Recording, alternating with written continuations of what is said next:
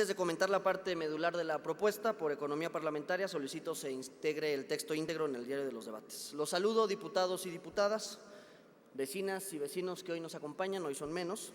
La hacienda pública, como ya se dijo, trata de los asuntos de los ingresos, de los egresos y de la deuda pública de una ciudad o de un país determinado.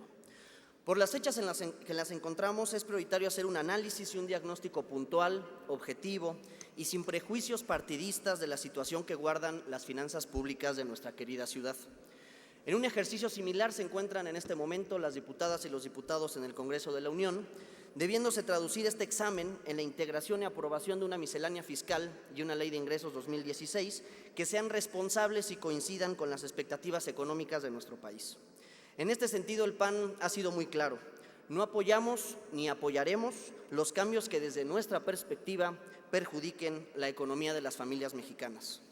Pero no podemos entender las estimaciones de los ingresos y los potenciales destinos de estos recursos sin comprender e internalizar el complicado entorno económico nacional e internacional.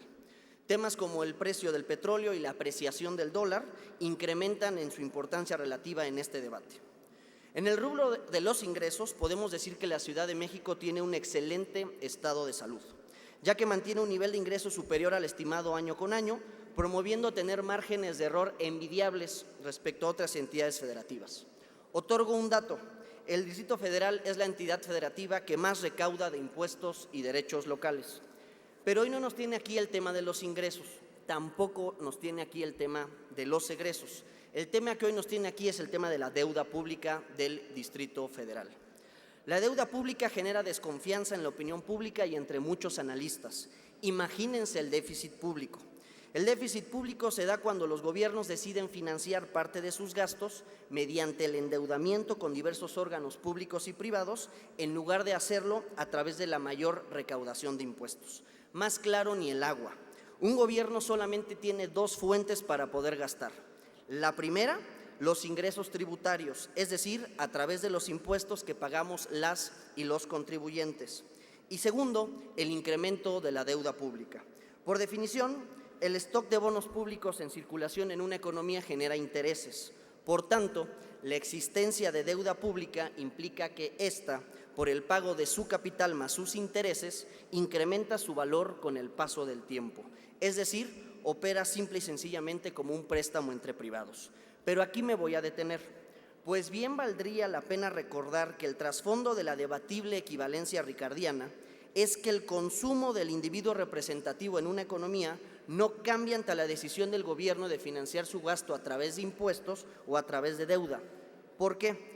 Porque en este modelo el individuo racional identifica que el gasto público financiado a través de la deuda no significa otra cosa más que el retraso de su pago de impuestos, por los que su decisión en consumo y en ahorro con el paso del tiempo no varían. Pero existe la visión contraria.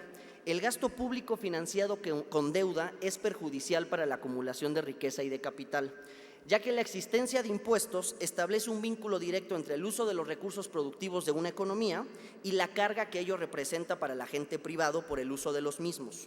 De esta manera, afirma esta visión que la sociedad prefiere sacrificar el consumo a través del pago de sus impuestos, mientras que cuando existe una alta deuda pública, lo que se sacrifica es el ahorro, lo que termina afectando, insisto, la generación de capital y de riqueza. Por tanto, la deuda pública se convierte en una auténtica opción para alimentar los ingresos propios de un gobierno, y más cuando ésta, como es en el caso del Distrito Federal, se destina a concretar proyectos de obra pública productiva. Nuestra deuda surge a partir de que, dadas las condiciones actuales de los ingresos de nuestra ciudad, vemos amplias posibilidades de cambiar el recurrente incremento de la deuda pública. Nos preocupan dos temas particulares. El primero, que el Distrito Federal tiene una de las deudas per cápita más altas del país. Al cierre del 2014, cada defeño debe al día de hoy 7,538 pesos, mientras que, por ejemplo, cada poblana y poblano deben solamente 1,429 pesos por concepto de deuda pública. Lo que buscamos es justificar o cuestionar la política recurrente de la deuda.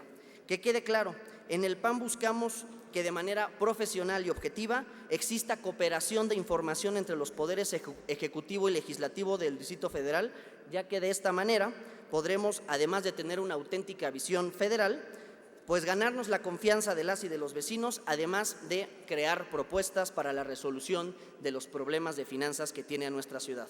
Hoy más que nunca, la voluntad política se consolida como la base del quehacer político. Es cuanto, presidente. Gracias, diputado.